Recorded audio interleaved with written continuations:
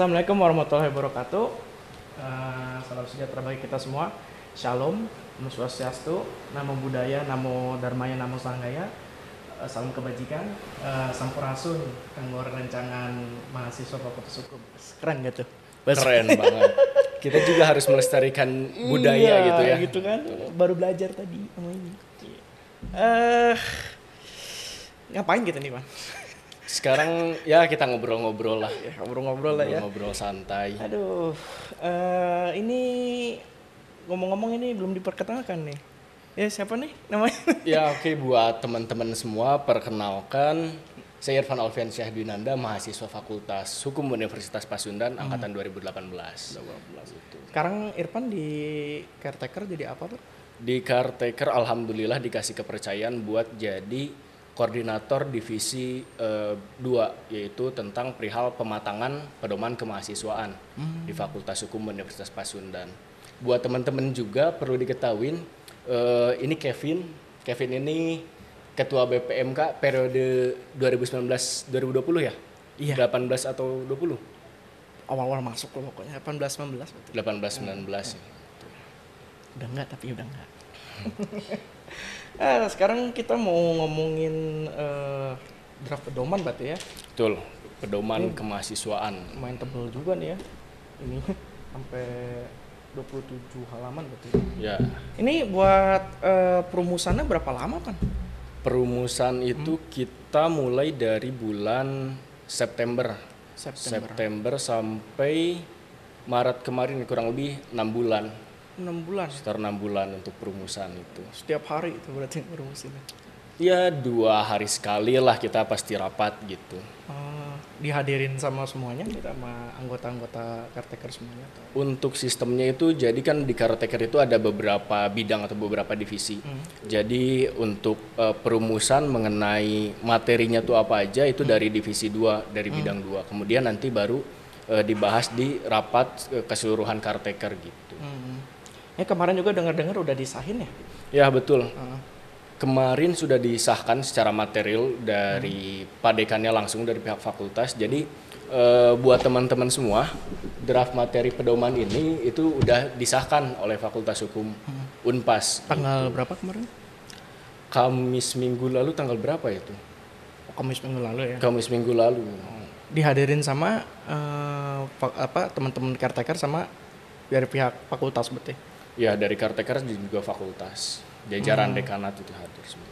Berarti ini kalau bisa dilihat-lihat ini sebagai materi baru ya, maksudnya materi pedoman kemahasiswaan yang baru ya, apa namanya, untuk memperbaruin mungkin ya? Ya betul. Jadi dengan adanya draft materi atau dengan adanya pedoman kemahasiswaan ini diharapkan jadi sebuah batu loncatan pembaharuan dinamika lembaga kemahasiswaan di Fakultas Hukum Unpas.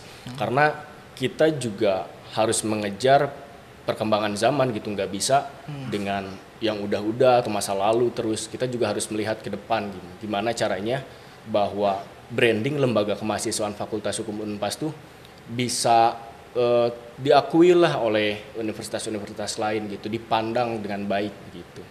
Bukan berarti lembaga di Fakultas Hukum Unpas sebelumnya tidak baik, tapi kita mencoba lebih menonjolkan gitu bahwa kita juga punya kualitas kok gitu. Memberi wajah baru berarti ya? Iya, memberi wajah baru. Ya itu apa namanya, kasingkatnya mah gitu. Ya betul. Ini berarti apa namanya 6 bulan nih ngerumusin 27 lembar ini? Ya 6 bulan dengan 20 bab. 20 bab? Ada 20 bab pembahasan di sini. Ini ada nggak sih perbedaan dengan apa namanya, dengan yang peraturan dulu itu? Kira-kira secara garis besar apa sih perbedaannya? Perbedaan pasti ada. Yang pertama dari perihal istilah. Istilah itu kalau dulu kan hanya ada organisasi kemahasiswaan gitu. Kalau sekarang itu bedanya jadi lembaga kemahasiswaan. Nah, kenapa diubah jadi lembaga kemahasiswaan? Karena di Fakultas Hukum Unpas ini yang pertama terdiri dari organisasi kemahasiswaan dan juga terdiri dari unit minat bakat fakultas gitu. Jadi tentang peristilahan itu kita ganti jadi lembaga kemahasiswaan karena mengakomodir 2 hal itu. Tadi juga baru dengar UMBF ya, berarti ada baru tuh ya UMBF ya. Ya, UMBF. Kalau dulu mungkin teman-teman bisa taunya unit kegiatan mahasiswa UKM. Nah, untuk di tingkat fakultas sendiri, di Fakultas Hukum Unpas, itu namanya kita ganti. Jadi unit minat bakat fakultas gitu. Minat bakat fakultas. Kalau apa namanya? Kira-kira gitu ya, dengan adanya draft baru ini gitu loh. Kira-kira ngebantunya tuh di mana aja sih Pak? Bisa ngebantu di mana aja gitu? Untuk ngebantunya, jadi dengan adanya pedoman kemahasiswaan ini sebagai guidance, sebagai ya batasan-batasan ketika nanti lembaga kemahasiswaan menjalankan organisasinya gitu. Semisalkan gimana sih caranya untuk mengajukan pembiayaan, bagaimana nanti caranya untuk membuat program kerja. Nah, di situ ada semuanya. Dan syarat-syarat untuk menjadi anggota lembaga kemahasiswaan pun ada aturannya di sini gitu. Berarti lebih ke untuk syarat administratifnya mungkin ya, supaya syarat lebih rapi administratif gitu ya. supaya lebih rapi, kemudian tata kelola lembaganya juga supaya lebih baik gitu. Oke, kalau gitu mungkin masuk kali ya langsung ke pembahasannya. Boleh. Kita mungkin buka nih. Ceng. Oke, ini di bab 1 nih ada istilah lembaga kemahasiswaan. Oh, tadi yang dibilang Irfan berarti ya ada apa namanya? Oh, ini ada baru ya, ada Mahkamah Mahasiswa sama Bapera. Ya, betul. Kalau misalkan teman-teman nonton di yang part pertama udah disinggung sedikit perihal Bapera dan juga Mahkamah Mahasiswa. Nah, ini ada hal baru nih, Bapera sama Mahkamah Mahasiswa. Kalau dulu itu kita belum ada tuh badan pengawas pemira. Nah, sekarang untuk pembelajaran juga, jadi dengan adanya pedoman kemahasiswaan ini sebagai sarana pembelajaran, sebagaimana mungkin nanti ketika kita sudah lulus, kita terjun ke dunia yang real gitu ya, bernegara, itu kan pasti ketika pemilu itu ada Bawaslunya. Nah, kita juga timbulkanlah di sini ada Bapera. Kemudian mahasiswa hukum pasti punya cita-cita untuk bersidang di Mahkamah Konstitusi, atau mungkin ingin jadi hakim Mahkamah Konstitusi gitu kan. Nah, makanya di sini juga kita ada sebuah lembaga baru yang namanya Mahkamah Mahasiswa sebagai sarana pembelajaran. Oke, Mahkamah Mahasiswa ad hoc berarti ya, Bapera juga semuanya gitu ya.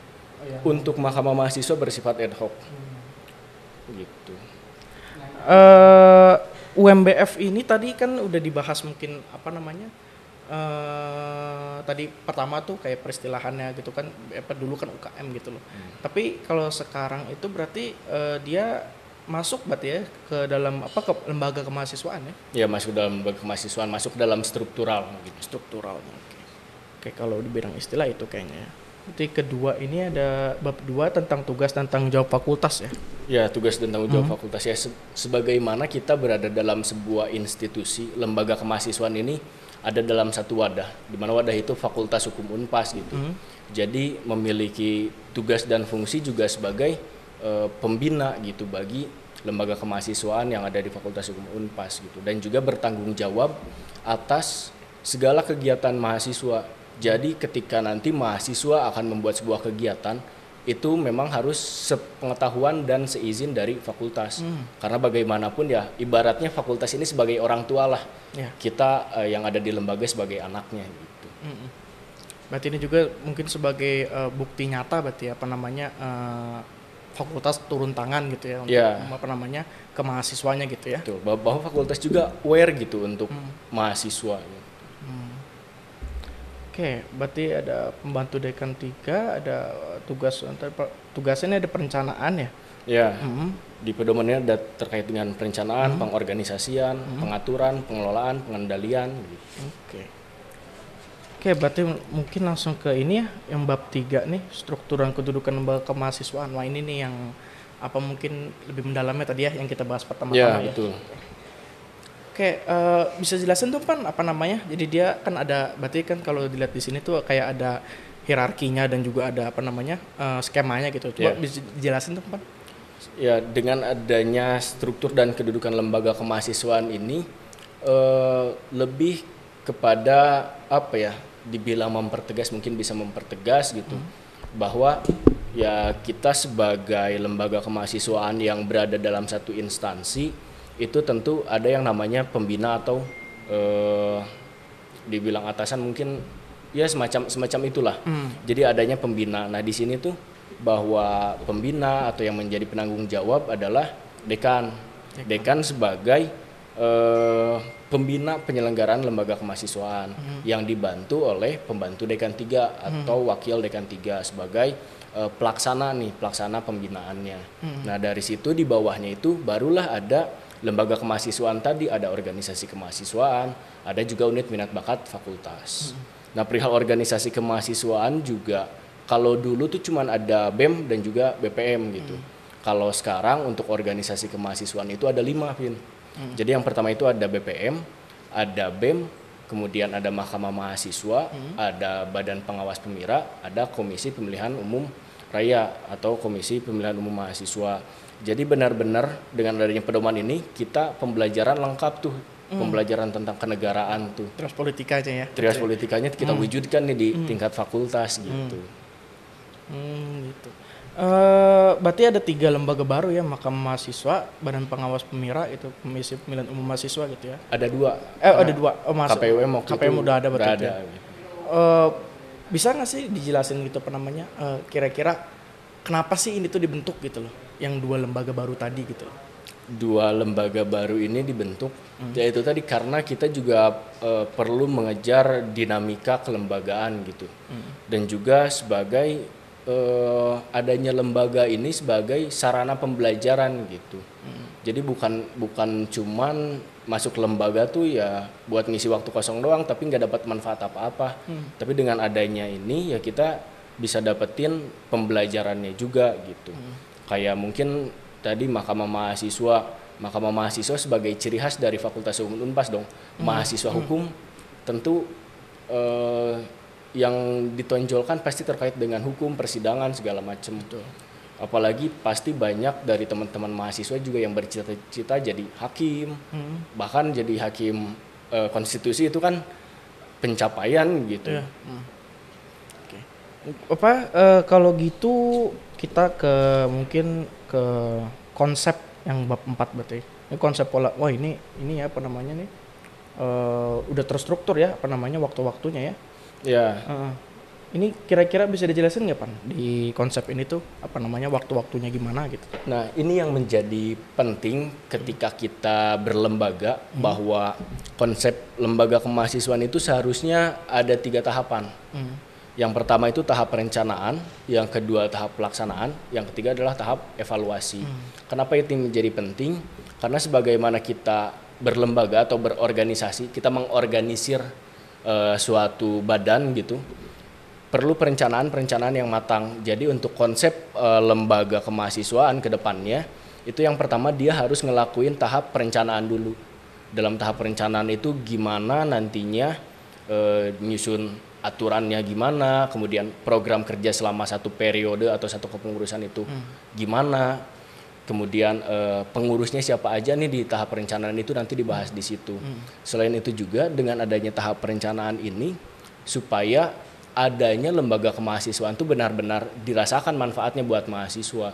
Nggak semata-mata yang penting ada lembaga nih tapi manfaatnya nggak bisa kita rasain buat apa gitu. Formalitas aja berarti. Ya makanya perlu ada perencanaan yang matang.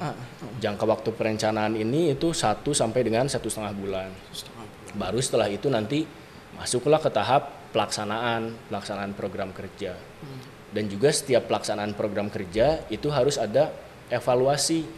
Supaya apa? Supaya ada peningkatan lagi nanti ke depannya gitu. Progresnya juga biar terlihat mungkin gitu ya. Ya.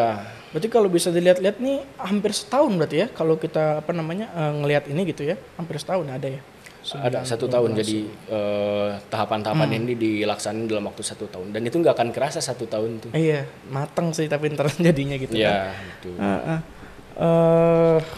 Ini juga tapi kira-kira bisa nggak sih apa namanya melenceng gitu waktu dari ini gitu loh. Yang namanya manusia ya kita cuma bisa berencana tapi pasti aja itu ada kemoloran gitu. Pasti sih mungkin kemungkinan ya. Kemungkinan itu pasti ada. Nah ini nih masuk nih ke bab 5 nih agenda kemahasiswaan. Oh ini ada 11 nih, ada 11 agenda nih. Ya. Coba Pan bisa dijelasin Pan apa namanya Nah, agenda kalau ini? kalau dulu perihal agenda kemahasiswaan kita nggak punya aturan jelasnya, nggak punya guidance mahasiswa tuh harus ngapain aja sih selama 1 tahun gitu. Nah, dengan adanya pedoman kemahasiswaan ini agenda-agenda kemahasiswaan tuh udah terukur dan terarah gitu. Jadi mulai dari nanti ada evaluasi, ada mumas gitu, ada pelantikan lembaganya, ada pelaksanaan program kerjanya, ada perencanaannya, ada evaluasinya gitu. Jadi memang untuk agenda-agenda kemahasiswaan ini udah terarah gitu. Berarti agenda ini juga apa namanya jadi ya kayak tatanya berarti ya apa namanya tolak ukurnya berarti ya apa Iya, namanya jadi tolak ukurnya. supaya nanti juga nggak melenceng atau gimana gitu ya. Iya, betul. Ini perlu sih sebenarnya ada agenda ini gitu loh. Ini kira-kira sewaktu perumusan ini ini kan ada 11 nih apa namanya agendanya ini di apa namanya reasoningnya itu apa gitu loh, apa namanya kenapa terbentuknya Kenapa begini, akhirnya terbentuk ini? terbentuknya seperti ini gitu loh. Nah, ini juga menarik, pasti selalu menanyakan ketika ada perubahan alasannya kenapa sih dirubah. Betul. Nah, jadi kita ngelihat bahwa berbicara sedikit ke belakang gitu ya, bahwa di kita tuh belum ada aturan atau belum ada arah nih mahasiswa tuh harus gini gitu. Nah, dengan adanya pedoman ini, adanya bab tentang agenda kemahasiswaan, itu jadi nanti mahasiswa tuh jelas gitu untuk menjalankan lembaga kemahasiswaannya seperti apa, baik secara administrasinya gitu. Karena itu penting. Administrasi itu jangan sampai dianggapnya sepele, tapi itu penting gitu. Dengan diaturnya ini perihal musyawarah mahasiswa tuh harus ada gitu. Pelantikan tuh harusnya gini, jangka waktunya sekian, supaya nggak molor juga waktunya, karena lembaga kemahasiswaan itu sebagai penunjang kita gitu untuk meningkatkan soft skill. Tetap yang utama adalah akademik, makanya jangan sampai dengan masuk ke lembaga tapi akademik kita terbengkalai. Nah, itu akhirnya kita atur mengenai agenda kemahasiswaan. Oke, berarti ini langsung ke bab 6 nih sekarang nih tentang Badan Eksekutif Mahasiswa Fakultas. Ini juga sih yang ditunggu-tunggu ya. Nah, ini buat teman-teman pasti BEM, BPM, ini yang ditunggu-tunggu tuh dari kemarin tuh. Oke, kalau dari tugas kira-kira ada perubahan nggak, Pan? Kalau untuk tugas dan fungsi nggak ada perubahan sih. Nggak ada ya? Tetap sebagai wadah dari mahasiswa, kegiatan-kegiatan mahasiswa gitu, kalau untuk BEM. Cuman yang berubah itu perihal masa jabatan dan juga syaratnya nih. Jadi untuk masa jabatan itu kita ubah jadi dari November sampai dengan Oktober. Hampir setahun berarti. Hampir setahun. Nah, kenapa kita rubah itu? Kita pingin bahwa tahapan-tahapan tadi, konsep yang tadi tuh yang perencanaan, pelaksanaan, evaluasi itu bisa tercapai gitu. Dengan adanya BEM dari November sampai Desember nih, mereka waktunya bikin perencanaan supaya nanti kegiatan-kegiatan tuh memang benar-benar dirasakan manfaatnya buat mahasiswa. Kalau sebelumnya mungkin di akhir pergantian tahun akademik gitu, agak kurang untuk mengembangkan tahap perencanaannya gitu, sehingga program-programnya pun kurang maksimal gitu dirasakan sama mahasiswa. Gitu. Jadi penambahan jangka waktu jabatan ini untuk pemaksimalan ya berarti ya, pemaksimalan kinerjanya dari BEM itu sendiri gitu. Betul. Ya. Tadi Irfan juga ngomong syarat tuh berubah gitu. Apa yang berubah Pan di syarat, Pan? Syarat yang berubah gitu. Sekarang di pedoman kemahasiswaan kita tuh ditekankan adanya syarat minimal IPK nih. Syarat minimal IPK. Ya. Berapa tuh kalau boleh tahu? Syarat minimal IPK kita nggak gede lah. 2,75. 2,75. Sebenarnya adanya syarat IPK ini bukan tolak ukur kecerdasan seseorang gitu. Aku pun sepakat bahwa IPK itu bukan tolak ukur kecerdasan seseorang, tapi dengan IPK kita bisa melihat gimana sih tanggung jawab dia terhadap kuliahnya, terhadap orang tuanya gitu kan, dengan adanya IPK itu. Jadi kita masukin perihal IPK itu minimal 2,75. Terus persyaratan yang berubah juga bahwa kalau mungkin sebelum-sebelumnya untuk jadi ketua BEM itu harus yang senior, karena mungkin dia yang rasa paling tua. Nah, bahwa umur juga bukan tolak ukur kedewasaan seseorang gitu. Makanya kita ubah nih untuk syarat untuk jadi ketua BEM itu minimal di semester 2, maksimal semester 6. Semester 2 minimal, semester maksimal semester 6. Ya, jadi bahwa ketika misalkan nanti ada orang yang di semester 2, semester 3, semester 4 atau misalkan mahasiswa tingkat 2, tingkat 1 gitu pengen jadi ketua BEM, selama dia merasa mampu, dia cakap untuk memimpin, ya kenapa enggak gitu. Karena kan ketua BEM ini dipilih oleh mahasiswa gitu. Berarti mahasiswa pun merasa bahwa oh iya orang ini tuh mampu gitu untuk jadi ketua BEM. Gitu. Selain itu juga perihal akademik juga nih. Jadi kenapa kita batasin di semester 6? Jadi ketika nanti dia menjabat mungkin selesai di semester 7 gitu. Semester 7 di mana itu benar lagi padat-padatnya nyusun mungkin nyusun skripsi, nyusun laporan apa segala macam. Nah, kita juga mempertimbangkan hal itu, jangan sampai orang-orang di lembaga ini keteteran gitu di akademiknya. Harus seimbang lah gitu. Terus perubahannya juga ada terkait dengan rangkap jabatan. Jadi dengan adanya pedoman ini dilarang mahasiswa itu adanya rangkap jabatan. Rangkap jabatan di sini tuh semisalkan dia jadi ketua atau sekretaris di UMBF misalkan. Nah, dia mau mencalonkan sebagai ketua BEM. Untuk mencalonkan dia boleh, tapi harus dilengkapi dengan surat pernyataan cuti dari UMBF-nya bahwa dia tidak sedang memegang jabatan itu. Tapi ketika nanti dia sudah terpilih jadi ketua BEM, dia harus mengundurkan diri dari jabatan yang sebelumnya. Gitu. Jadi memang benar-benar fokus aja gitu untuk BEM atau BPM. Gitu. Berarti fokusnya di kelembagaannya aja gitu ya? Iya gitu. Berarti dia harus resign dari, ya bisa kalau dia di UMBF dia resign dari situ gitu. Supaya fokus ke sini berarti ya. Kalau misalkan sudah terpilih dia harus kalau udah terpilih gitu. Ini untuk ketua aja atau untuk anggota yang lain juga gitu? Kita untuk ketua. Ketua aja berarti. Untuk ketua aja. Karena jadi ketua dengan rangkap jabatan juga berat gitu, kita harus mikirin. Banyak kan capek juga gitu. Lagi ngurusin kampus ini kan. Iya betul. Oke. Wah, ini ada tahapannya nih. Ya, ada tahapan. Nah, tahapannya gimana tuh, Pak? Tahapan sebenarnya hampir sama ya. Tapi mungkin kalau aku nggak salah nih nanti juga setelah ini bakal ada lanjutannya perihal tahapan. Nanti mungkin lebih mendalamnya di sana. Apa diatur lagi berarti nanti ya? Ya. Oke, masa jabatan 12 itu. Oh, ini tadi yang udah dibahas ya? Ya. Yang masa jabatan. Oke. Dari eksekutifnya udah berarti ya? Ya, eksekutifnya udah. Oke, berarti ke yang legislatif ini. Di bab 7 BPM F berarti ada fakultas soalnya. Ya. Nah, kalau untuk BPMF ada yang berubah nggak, Pan? Hampir kalau tugas itu tetap sama ya, tugas fungsi itu pasti tetap sama. Cuman perihal pengisiannya nih untuk BPM berubah. Pengisiannya. Mungkin kalau Kevin dulu waktu di BPM pengisiannya gimana tuh? Oh, delegasi kelas sih. Delegasi kelas. Per kelas gitu. Nah, sekarang kita rubah nih sebagaimana yang ada di negara. Jadi benar-benar fakultas ini sebagai miniatur negara gitu. Untuk legislatifnya sendiri kita pilih melalui pemira. Lewat pemira. Jadi nanti dapilnya mungkinnya bisa disebut sebagai dapil, itu tiap angkatannya masing-masing. Jadi misalkan angkatan 17, angkatan 18 itu nanti silakan untuk mencalonkan. Nanti mahasiswa yang memilih dan nanti dipilih itu sekitar 5 orang suara terbanyak dari setiap angkatannya. Dari setiap angkatan. Berarti yang ngisi itu 3 angkatan ya?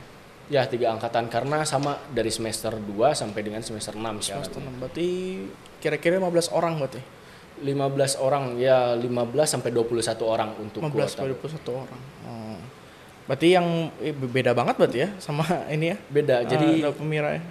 Ya, dengan adanya pemira sih diharapkan benar-benar jadi representatif mahasiswa lah. Karena kan namanya juga Badan Perwakilan Mahasiswa gitu kan. Dipilih berarti. Iya, harus benar-benar mewakili mahasiswa. Kalau gitu dari kira-kira pemira tadi gitu ya, kan udah kepilih nih yang tadi ada dari 3 angkatan tadi berarti kan. Nah itu nanti mereka di sewaktu mereka menjabatnya itu tetap jadi satu ini kan, tetap jadi satu kabinet gitu misalkan lah ya. Ya, tetap jadi satu Kabinet gitu. Oke.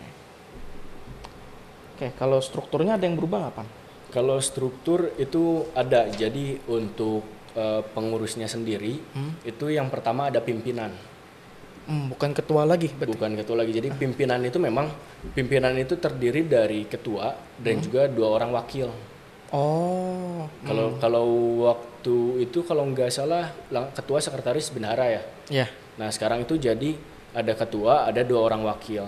Terus ada juga komisi atau alat kelengkapan. Nah komisinya apa? Nanti ya disesuaikan lagi sama kepengurusan itu butuhnya apa aja. Alasan dibalik ada perubahan pimpinannya apa sih, Pan, kira-kira, Pan?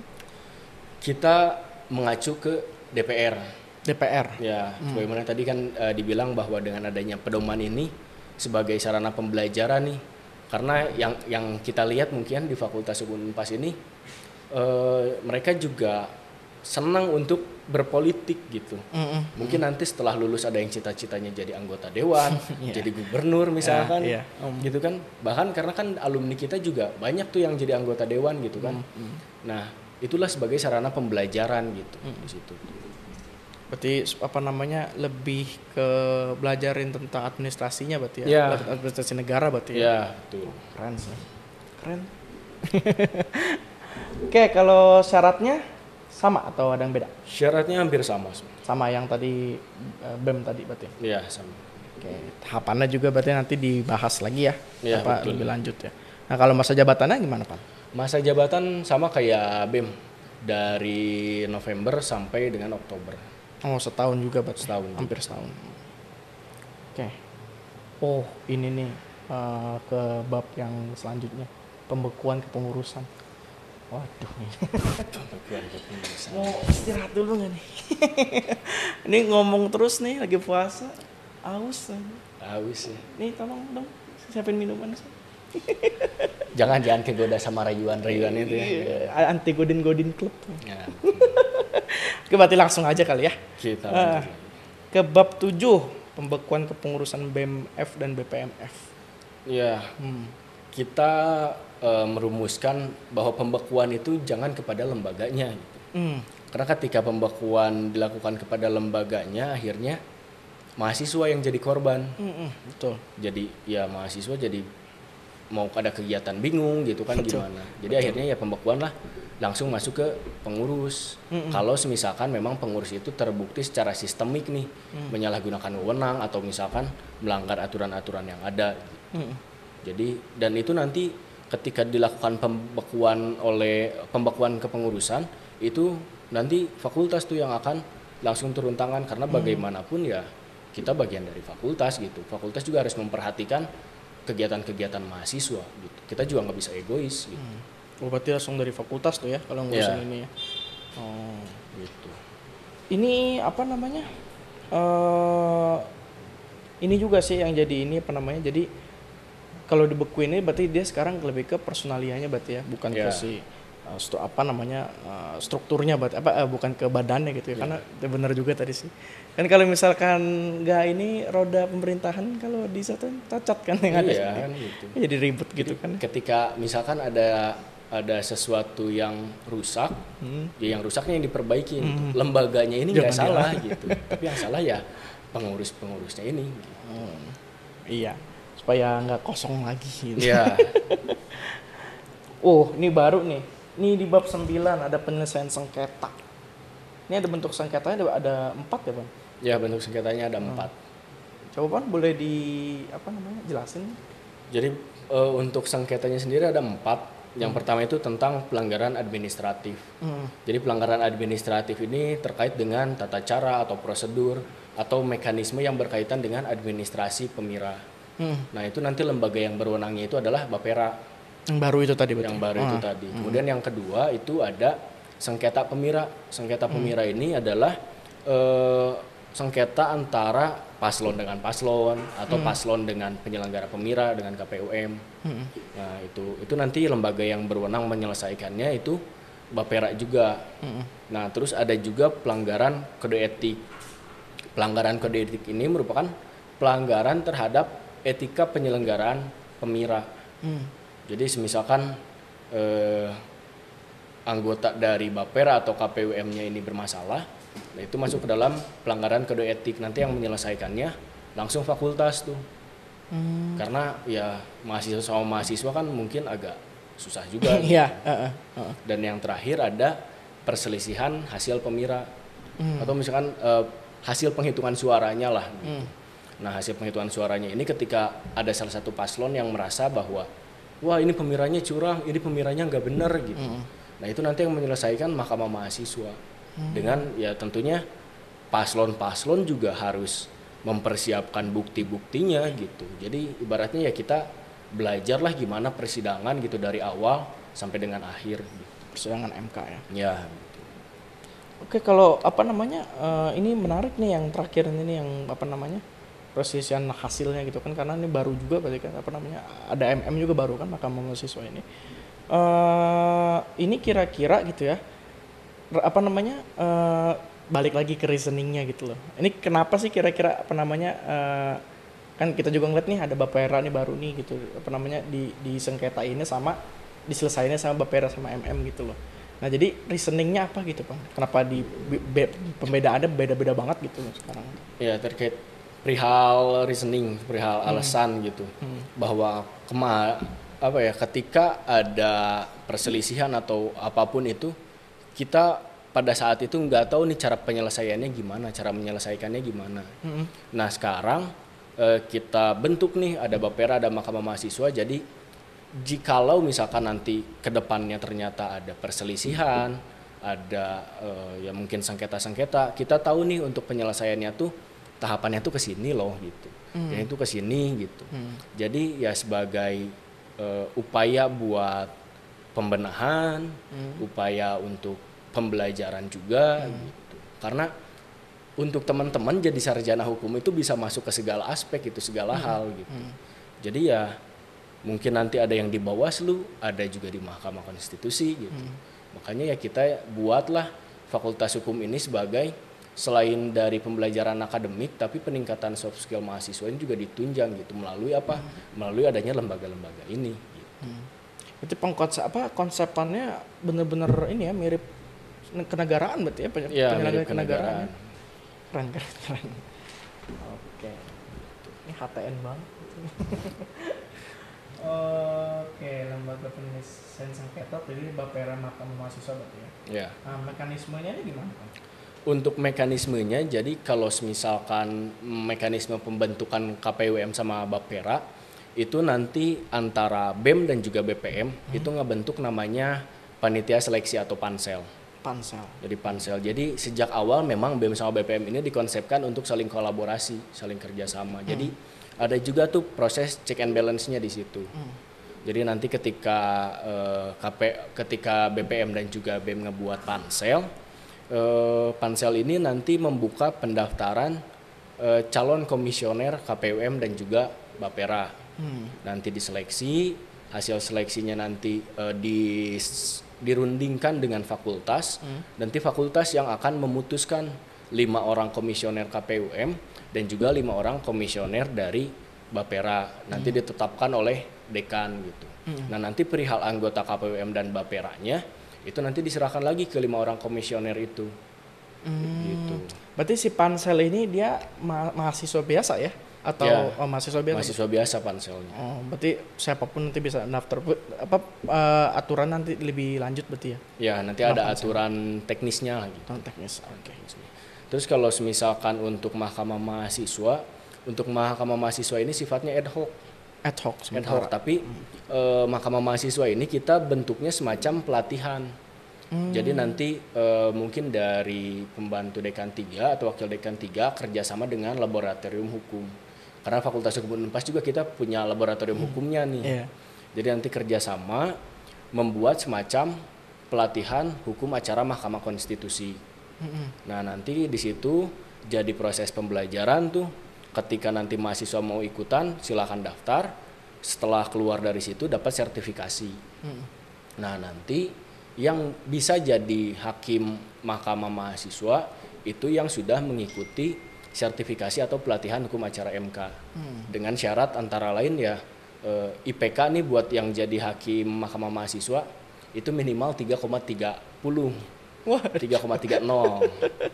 udah gede tuh ya. Ya. Nah, terus untuk kalau misalkan mekanisme penyelesaian sengketanya sendiri, itu yang pertama yang kita selesaikan adalah sengketa perihal eksekutifnya dulu.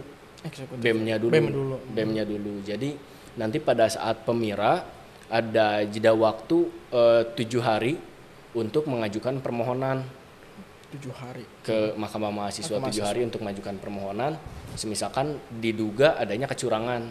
Nah, nanti selama 14 hari itu Mahkamah Mahasiswa harus memeriksa dan menyelesaikan sengketa itu. Gitu. Keputusannya final tuh langsung. Final. Nggak bisa dibawa lagi berarti. Udah nggak bisa lagi. Oke, ini berarti ini langsung ke ini komisinya nih, Komisi Pemilihan Umum nih. Ya. KPUM. PUM. Ya kan kalau KPUM kan tadi Irfan bilang udah ada ya. Terus yang barunya kira-kira apa nih yang berubah nih, Pak? Yang berubah kalau dulu pengaturan tentang KPUM belum komprehensif. Kalau sekarang udah lebih komprehensif. Jadi perihal tugas, wewenang itu semuanya udah kita atur tuh. Tugas dan wewenangnya. Belum diinin dulu. Dulu ada tapi belum mendalam gitu untuk pengaturannya. Sekarang udah lebih mendalam. Kemudian yang mana penyelenggara pemira ya pasti tentunya harus independen, terpercaya gitu, efektif, efisien, Kompas TV. Iya. Gitu. Ini tugasnya berarti ini udah jelasin berarti tugas-tugasnya. Ya. Lanjuti keputusan DPR. Nih kewenangannya nih, Pan. Ini berwenangnya gimana aja nih, Pan? Wewenang dari KPUM sendiri yang pasti untuk menetapkan peraturan KPUM itu sendiri untuk terkait dengan tahapan-tahapan pemiranya tentunya. Terus menetapkan juga peserta pemiranya. Siapa nih yang lolos verifikasi untuk menjadi peserta pemira. Kemudian menetapkan dan juga mengumumkan hasil pemira. Gitu. Terus ada juga menetapkan perihal kursi dari BPM itu sendiri. Karena kan tadi BPM itu 17 sampai 21 orang tuh. Yeah. Nah, nanti dilihat dari jumlah kelasnya. Nah, jumlah kelas yang ada di Fakultas Hukum Unpas itu ada berapa sih? Nanti disesuaikan lah gitu sama KPUM. Gitu. Oh, berarti apa namanya? Bedanya di situ mungkin ya. Apa namanya? Yeah. Sekarang udah ada dia juga ngatur tentang apa namanya? Pemilihan kursi gitu kan, kan belum ada. Ya beda juga sih, terus juga nggak ada pemira dibuat BPM. Nah, terus perihal struktur KPUM juga, yang pertama itu ada pimpinan, terus ada kesekretariatan, ada keuangan sama alat kelengkapan atau komisi yang nanti disesuaikan juga komisinya apa aja. Ini kira-kira mesti banyak orangnya. Ya, makanya ya kita membuka ruang sebanyak-banyaknya buat mahasiswa buat aktif nih berlembaga karena lembaga yang kedepannya akan lebih menarik lagi gitu. Ya butuh apa namanya juga kita kan juga sebagai apa namanya badan di lembaga gitu, pasti kan kita butuh bantuan dukungan gitu ya. Banyak-banyaknya gabung. Jadi nanti ya silakan gabung ke lembaga, kita membuka ruang selebar-lebarnya gitu buat mahasiswa. Oke, selanjutnya ini pembentukannya. Pembentukannya gimana, Pan? Pembentukan tadi yang ada pansel itu KPUM sama yang pansel tadi. Yang pansel itu. Gitu. Oke. Ke syaratnya? Kalau untuk syaratnya ya hampir sama sih dengan syarat-syarat lembaga yang lain, yang jujur, cakap, bertakwa, terus IPK lagi-lagi minimal 2,75 gitu. Terdaftar atau sebagai mahasiswa aktif sedang berjalan. Oh, berarti ini nggak ada batasan ini ya, nggak ada batasan semester ya? Nggak ada kalau ini. Karena kalau untuk KPUM dan Bapera sendiri masa baktinya atau waktu kerjanya itu sekitar 5 sampai 6 bulan. Gitu. Sampai 6 bulan. Sampai 6 bulan. Oke. Nah, ini lembaga baru nih di bab 9. Badan Pengawas Pemira, Bapera. Iya, Bapera. Nah, ini kan badan baru nih. Apa namanya? Kira-kira gimana nih tugasnya, kan baru tahu kita. Aku juga belum tahu. badan baru nih ya Bapera. Bapera yang pasti menyusun terkait dengan SOP pelaksanaan pengawas KPUM itu sendiri. Terhadap KPUM menjalankan pemiranya seperti apa, itu nanti Bapera membuat SOP-nya. Kemudian menyusun terkait dengan SOP pengawasan pemiranya. Bentuk pengawasannya seperti apa. Terus melakukan penindakan terhadap pelanggaran administratif dan menyelesaikan sengketanya itu tadi gitu, sengketa yang tadi udah disebutkan, sama mengawasi persiapan dan penyelenggaraan tahapan pemira. Karena kan KPUM Bapera ini dibentuk sekitar 5-6 bulan sebelum pemira nih. Jadi nanti memang tahapan-tahapannya juga lebih terstruktur gitu. Misalkan waktu kampanyenya berapa lama, debatnya kapan gitu. Itu lebih terstruktur lagi. Dia juga sama KPUM tadi 6 bulan juga masa kerjanya. Ya, sama. Berarti ini mirip kayak Bawaslu berarti ya kalau di ini ya. Ya, di negara sama kayak Bawaslu. Kayak kewenangannya gimana, Pan? Untuk kewenangan itu lebih terfokuskan kepada pengawasan. Pengawasan secara garis besarnya kepada pengawasan.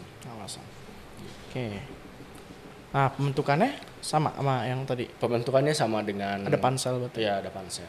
Oke. Syaratnya sama juga berarti. Syaratnya sama. Oke. Nah, ini juga lembaga baru nih. Ini yang keren nih.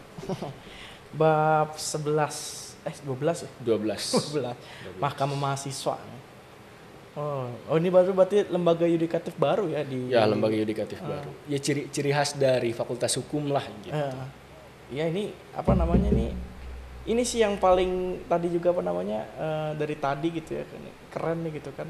Ini tuh apa namanya alasan utamanya gitu lah. Apa sih adanya ini Mahkamah Mahasiswa? Adanya Mahkamah Mahasiswa yang pertama karena itu bahwa perlunya ada sesuatu hal yang mengatur terkait dengan ketika ada sengketa nih, ada permasalahan antara mahasiswa dan mahasiswa, siapa nih yang berwenang menyelesaikannya? Pasti kan kita coba di tataran mahasiswa dulu untuk diselesaikan gitu.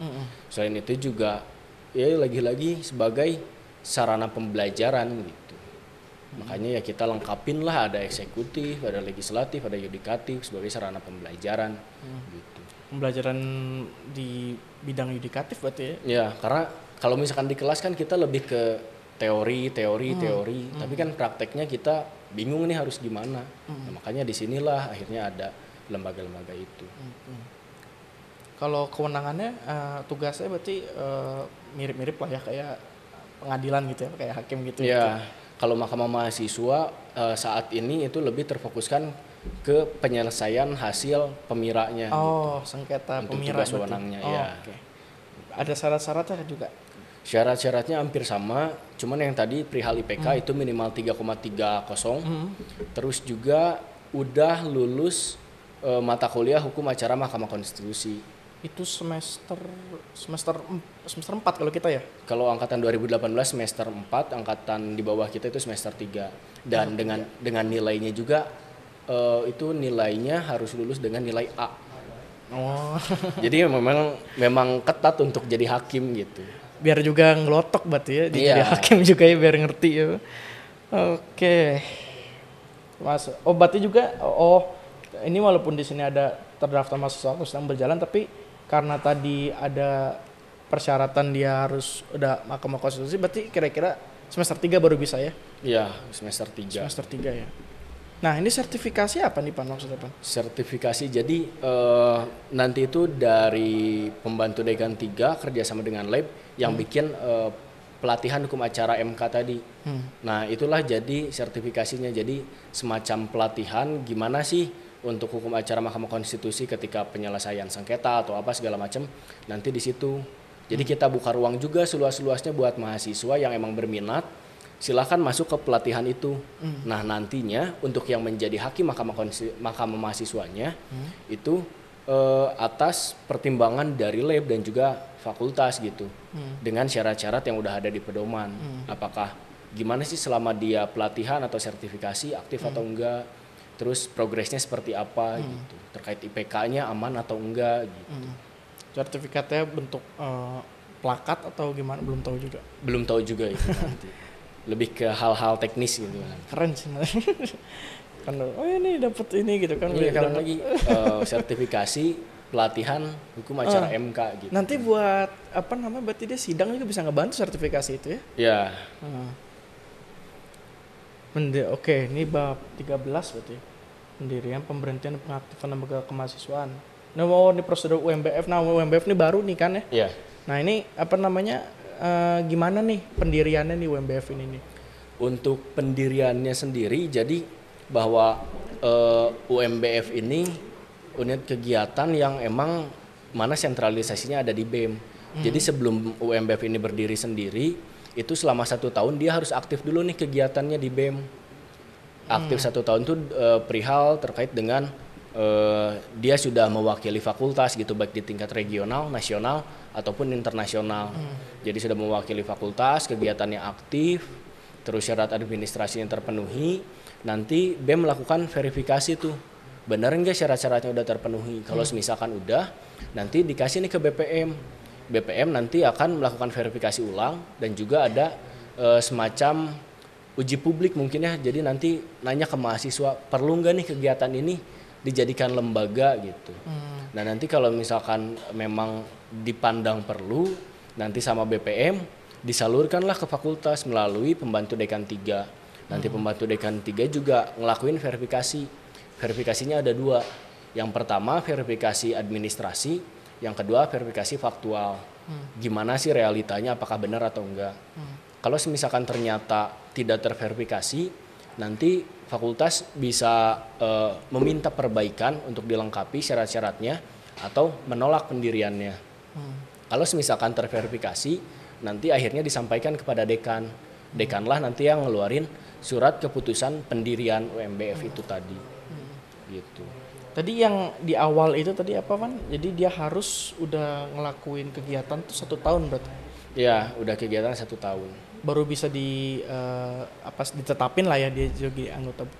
Mungkin supaya ini kali ya, supaya kelihatan kontribusinya mungkin ya. Ya, jadi dengan adanya lembaga itu memang benar-benar dibentuk ada fungsinya, ada manfaatnya gitu. Jangan banyak lembaga tapi minim fungsi, tapi lebih baik ya lembaga yang ada tapi fungsinya maksimal gitu. Berkualitas semua lah ya. Ya, berkualitas. Gitu. Berarti misalkan ini mah misalkan aja, misalkan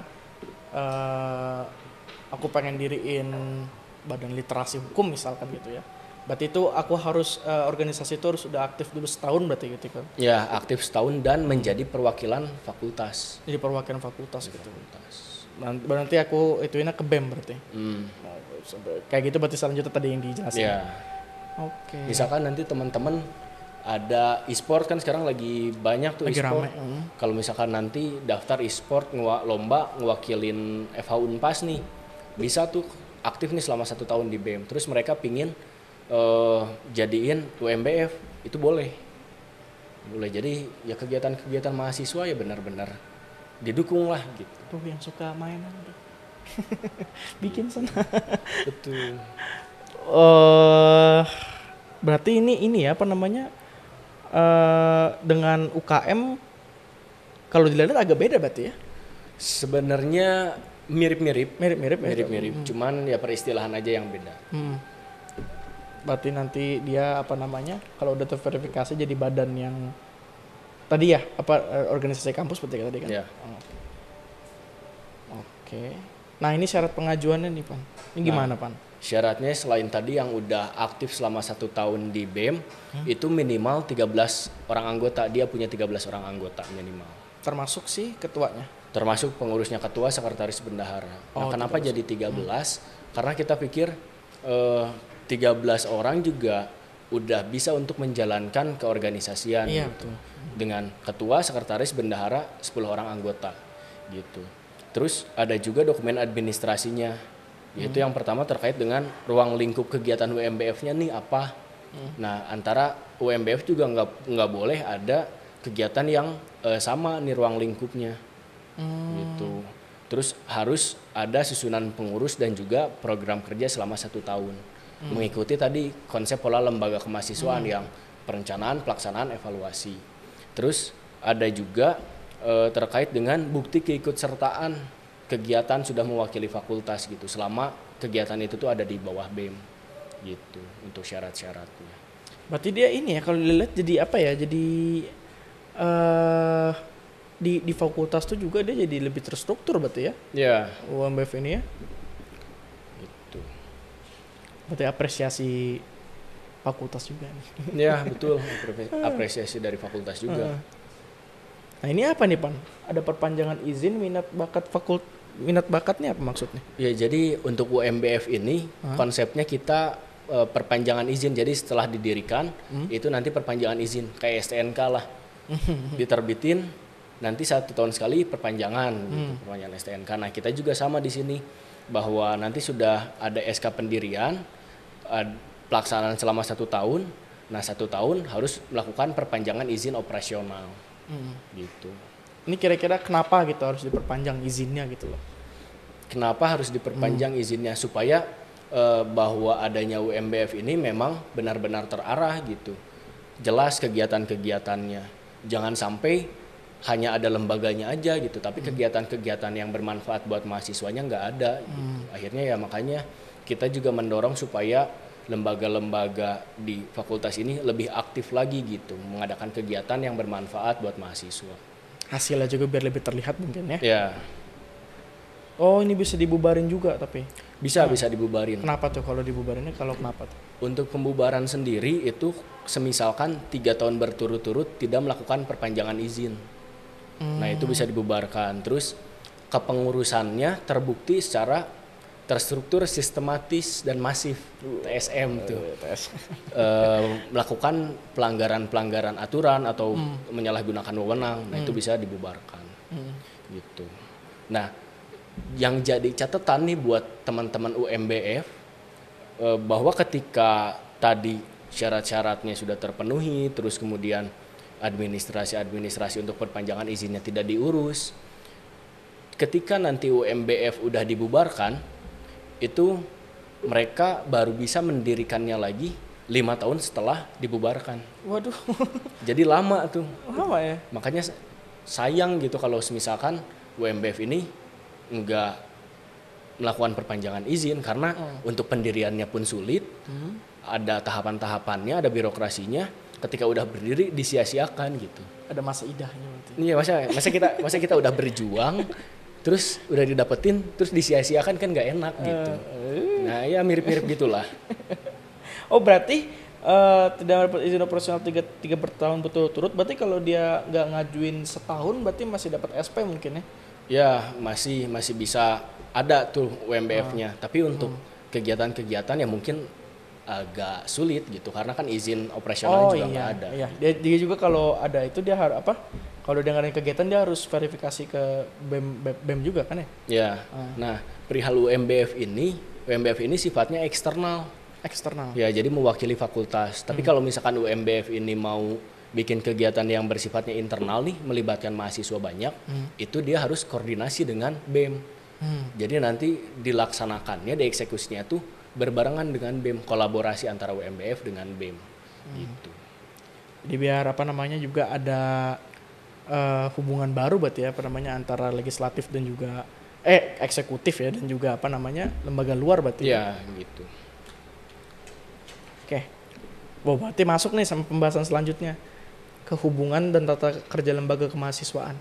Ya, jadi bahwa kita menginginkan bahwa lembaga kemahasiswaan ini bisa sinergis, bisa kolaborasi satu sama lain. Jadi buang mindset bahwa senang melihat orang lain susah dan susah melihat orang lain senang gitu. Jadi ubahlah mindset itu. Sekarang itu zamannya atau eranya untuk kolaborasi. Jadi ya kita sama-sama lah buat bangun Fakultas Hukum Unpas jadi lebih baik gitu.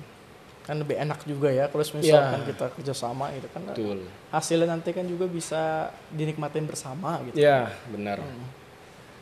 Oke. Hubungannya berarti lebih ke sinergis antara lembaga-lembaga tadi ya. Ya. Oke. Berarti ke pembahasan ke 15 bab 15 berarti ya.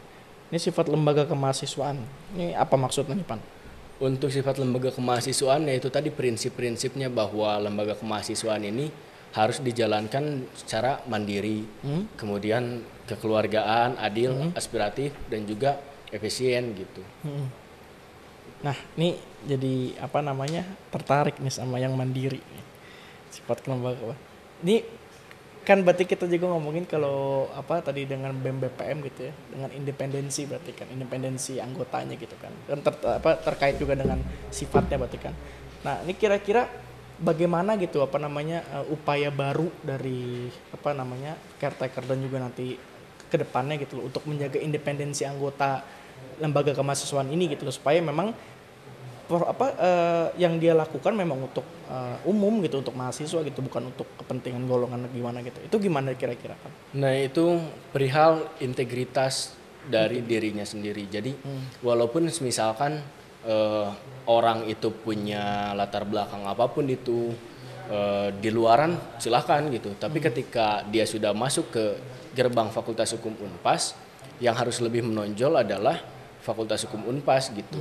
Bahwa ketika jadi seorang pimpinan di lembaga itu yang ada di pundak mereka tuh mahasiswa Fakultas Hukum.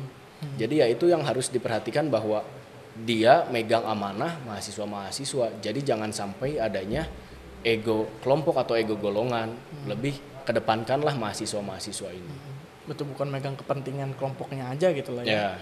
Karena sewaktu dia udah diberi amanah, ya alma mater jasa sama gitu kan ya. Sama-sama emang harus gitu. Itu sih yang emang harus ditanemin gitu ya, supaya maksimal lah kerjanya gitu kan ya. Oke. Kita terus ke persidangan. Oh, ini Mumas ya berarti ya? Ya, perihal Mumas. Ini yang jadi menarik buat teman-teman, perihal Mumas. Ini gimana nih, Pan? Untuk Mumas, Musyawarah Mahasiswa itu sebagai forum tertinggi di tingkat mahasiswa untuk memutuskan dan merekomendasikan hal-hal yang berkenaan dengan organisasi gitu. Nah, untuk quorumnya sendiri itu 1/2+1.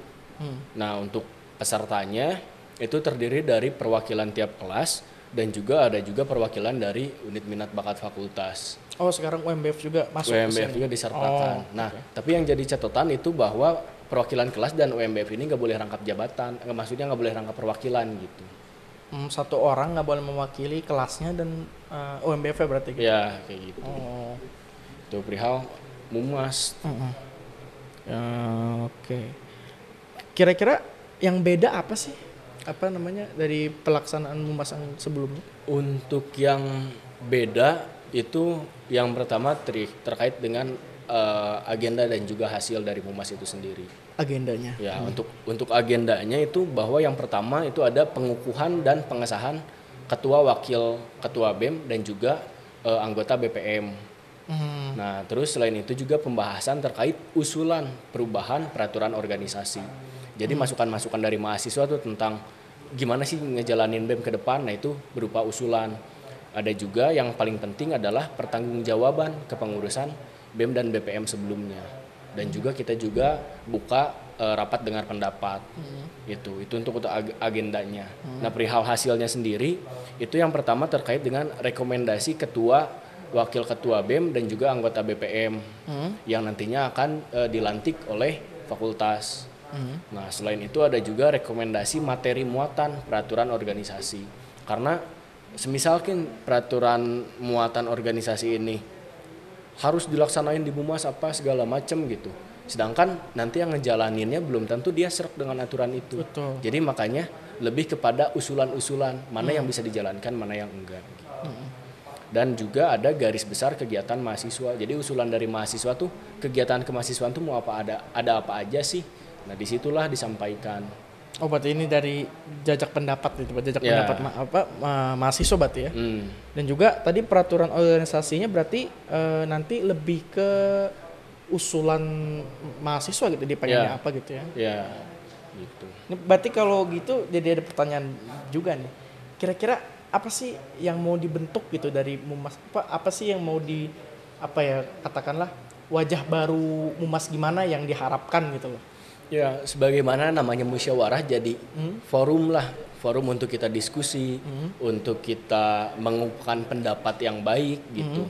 Jadi untuk Mumas sendiri diharapkan ya wadahnya mahasiswa Fakultas Hukum gitu untuk kolaborasi, untuk mengungkapkan pendapatnya dengan cara yang baik, yang elegan gitu, sopan dan santun gitu. Supaya ini juga sih apa namanya, ya kan sesuai dengan apa namanya kampus kita nyantringin dan nyakola. Nah itu benar. Budayanya, keagamaannya itu kan mahasiswaannya juga. Nah ini Mumaslup ini juga berarti khusus itu spesial berarti ya? Ya, Mumaslup ini adalah musyawarah mahasiswa luar biasa. Bisa dilaksanain dengan situasi dan kondisi luar biasa. Semisalkan ketua dan atau wakil ketua BEM terbukti secara sistemik nih melanggar aturan yang ada di universitas maupun fakultas. Nah itu nanti mahasiswa bisa mengajukan Mumaslup, tapi atas dasar ajuan 2/3 mahasiswa. Lewat mana tuh pengajuan? Nah untuk pengajuannya itu nanti 2/3 mahasiswa mengajukan kepada BPM. BPM. Nah nanti dari BPM memberikan kepada pembantu dekan 3 untuk dilakukan pengecekan benar nggak nih ketua dan wakil ketua BEM-nya bersalah. Nah nanti dari fakultas atau dari pembantu dekan 3 mengeluarkan surat bahwa oh iya benar ketua atau wakil ketua BEM-nya bersalah atau enggak kok enggak melanggar. Nah itu nanti diserahkan lagi kepada BPM. Nah nanti keputusan untuk melaksanakan Mumaslup atau enggak itu ada di BPM. Di BPM. Ada di BPM gitu untuk melaksanakan Mumaslup atau enggak. Berarti Mumaslup ini kayak dia dilakuinnya sebelum masa jabatan kelar gitu. Berarti kayak kalau itu pemakzulan berarti ya? Ya Mirip-mirip semacam kayak itu. gitu ya? Nah, gitu. Oke. Kalau untuk peserta sama? Peserta sama, tapi yang beda itu terkait dengan agenda. Agendanya Agendanya kan tadi pembahasan tentang pemberhentian ketua dan atau wakil ketua BEM. Terus ada juga peninjauan kembali peraturan organisasi. Cuman ya alternatif gitu pembahasannya itu. Ini kalau rapat apa Pak? Kalau rapat itu nanti disesuaikan lagi dengan lembaga-lembaga. Jadi misalkan ada rapat umum kah, ada rapat divisi atau apa, nah itu disesuaikan lagi sama organisasi-organisasinya. Oh, ini berarti rapat antar lembaga berarti ya? Oh. Oke, berarti ke bab selanjutnya ini bab berapa sih? 17 ya? 17. Pembiayaan berarti. Nah, perihal pembiayaan. Ini yang jadi penting juga nih buat teman-teman semua. Jadi untuk pembiayaan ini bahwa nanti ketika lembaga kemahasiswaan akan melakukan kegiatan, itu kan di awal udah ada perencanaan tuh. Nah, nanti pencairannya itu dilakukan per kegiatan. Jadi misalkan bulan ini ada kegiatan A, nah kegiatan itu aja yang dikasih dana. Nah, untuk syarat pengajuan dananya pun yang pertama itu si lembaga kemahasiswaan ini harus membuat laporan atau ya semacam laporan kegiatan dan juga laporan keuangan. RAB. Ya di awal kan RAB-nya. Nah, di akhir laporannya keuangan yang dipakainya berapa, kegiatannya berjalannya gimana. Nah, itu nanti dibuat laporannya. Nah, semisalkan ternyata laporan itu setelah 14 hari kegiatan itu dilaksanakan nggak disampaikan juga ke fakultas, nah itu nggak akan bisa ngajuin pencairan dana. Karena laporan kegiatan dan laporan keuangan itu jadi syarat untuk pencairan dana selanjutnya. Gitu. Berarti ini mungkin kalau bisa diiniin supaya alokasi dananya lebih transparan juga lebih tepat mungkin ya. Ya benar. Gitu. Ini apa namanya kalau di pembiayaan tuh kira-kira apa sih yang pengen yang jadi harapan baru gitu di pembiayaan tuh?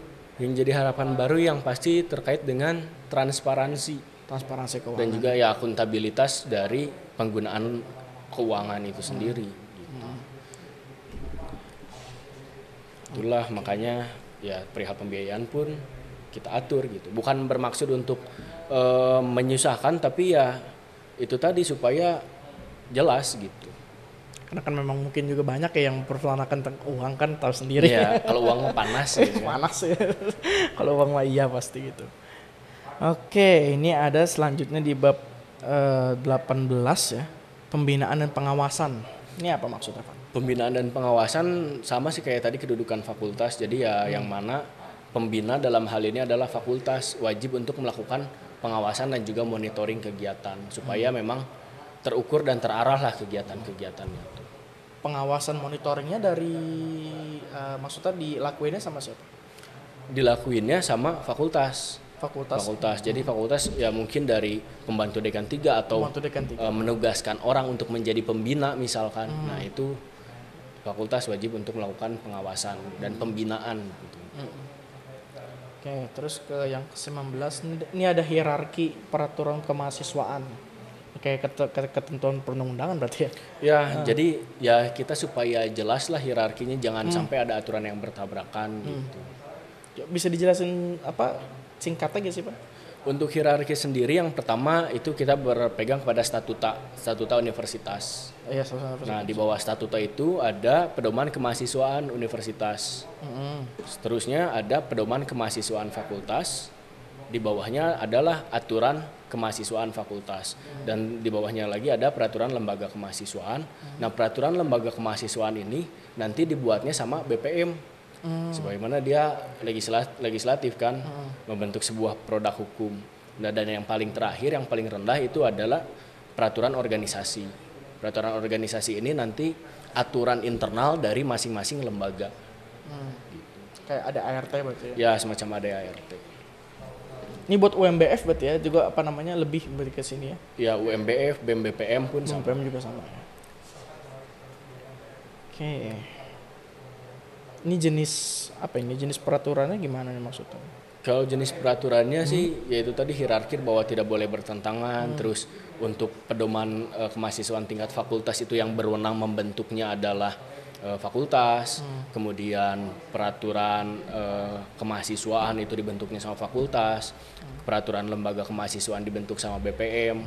Peraturan organisasi itu dikembalikan ke lembaga-lembaganya sendiri. Berarti biar jelas siapa yang bikin kali ya, siapa yang buat, siapa yang mewenang siapa gitu ya. Nah, sama kayak pedoman kemahasiswaan ini, jadi awalnya tuh ada tim reviewer dari fakultas.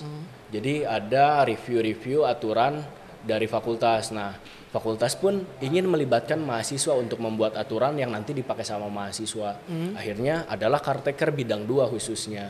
Nah, di situ kita bekerja untuk mematangkan materi pedoman itu.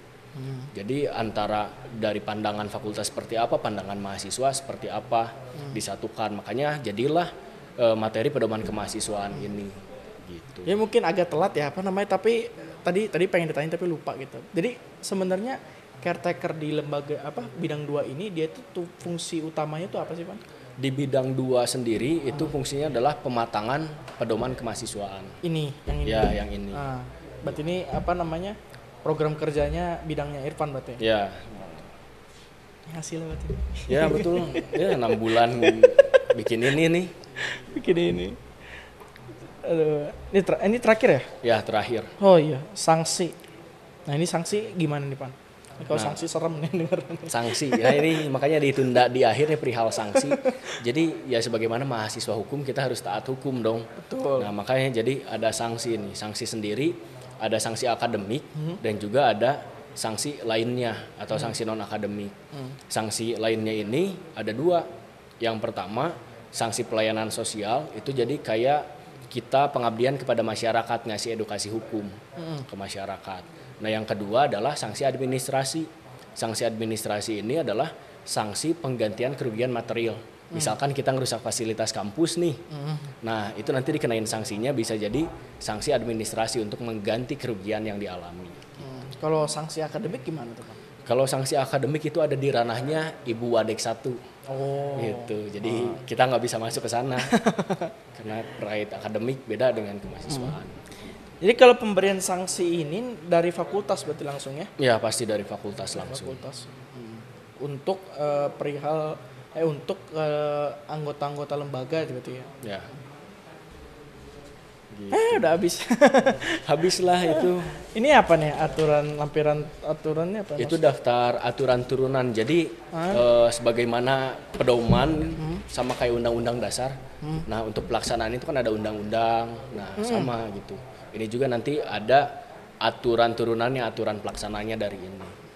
Berarti ini kalau di ini kayak apa berarti ini undang-undang berarti apa peraturan daerah gitu. Ya bisa dibilang semacam undang-undang. Ini kayak undang-undang betul. Nih. Gitu. Ini kerjanya Kak Irfan. 6 bulan ya. 6 bulan. Aduh.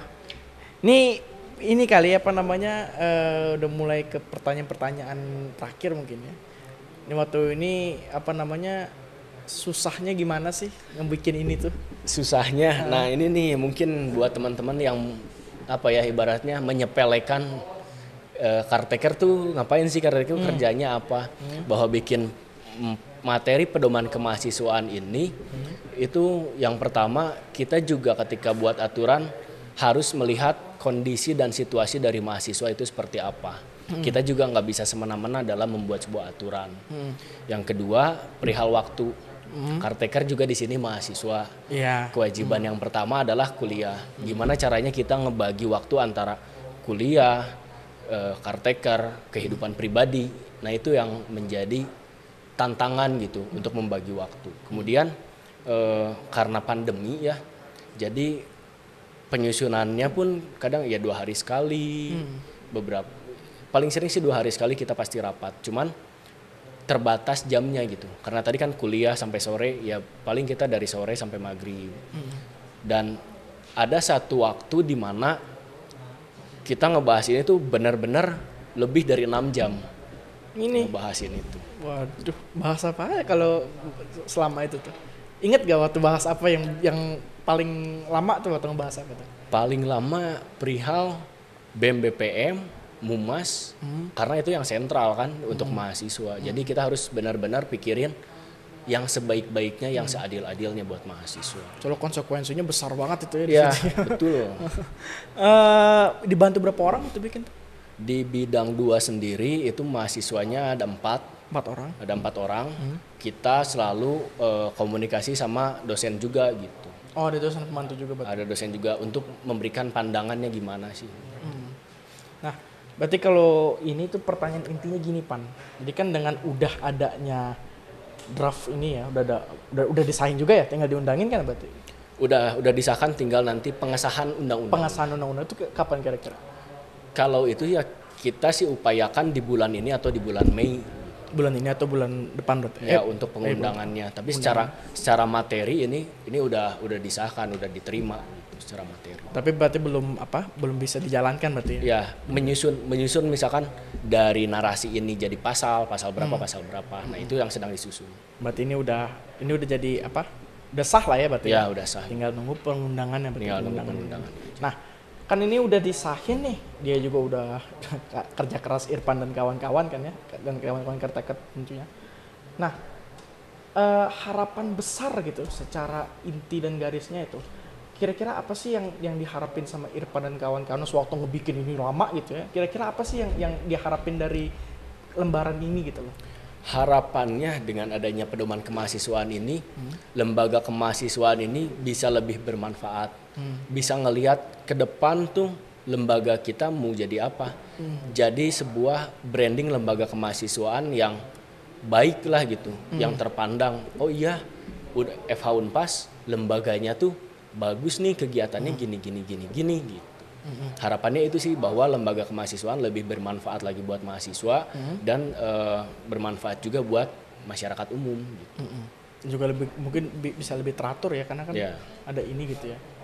Dan berarti mungkin juga jadi pertanyaan juga, kira-kira kan ini kan udah terbentuk nih apa namanya, dia udah kebentuk kayak gini. Nah yang jadi menurut Irfan dan kawan-kawan, apa sih pentingnya gitu loh adanya draft ini gitu, pentingnya tuh apa gitu loh? Pentingnya yaitu tadi untuk mengatur atau mengguidance lah lembaga kemahasiswaan dalam menjalankan organisasinya, gitu, supaya ya terukur dan terarah gitu. Apa berarti kalau bisa disimpulin pentingnya itu untuk sebagai ini tuh untuk jadi pedoman berarti sesuai juga dengan ininya itu jadi guidance berarti ya.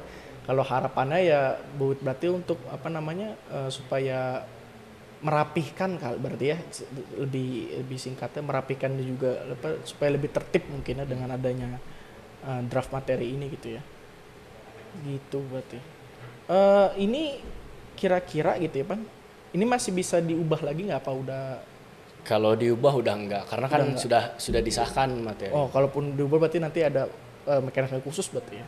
Ya mungkin beberapa beberapa tahun ke depan mungkin, karena kita juga melihat perkembangan zaman kan, gitu. Tapi kalau misalkan untuk saat ini kan sudah disahkan, jadi nggak bisa dirubah gitu. Terakhir berarti ini kali, kata-kata terakhir deh. Kata-kata terakhir serem banget. Kata-kata penutup untuk apa namanya, kira-kira untuk mahasiswa gitu, apa namanya, dengan adanya ini kira-kira mahasiswa bisa bisa berpandangan bagaimana gitu loh. Untuk mahasiswa semua, jadi dengan adanya pedoman kemahasiswaan ini diharapkan lebih meningkatkan lagi minat kelembagaan mahasiswa, dan juga mahasiswa bisa berpikir ke depan gitu. Karena yang namanya mahasiswa, yang namanya pemuda itu harus menjadi pencari solusi gitu. Jadi jangan sampai berkutik mencari masalah aja, tapi lebih ke penyelesaian masalahnya seperti apa gitu. Betul. Makanya adalah pedoman ini gitu. Dengan ini ya. 6 bulan lah. Tuh.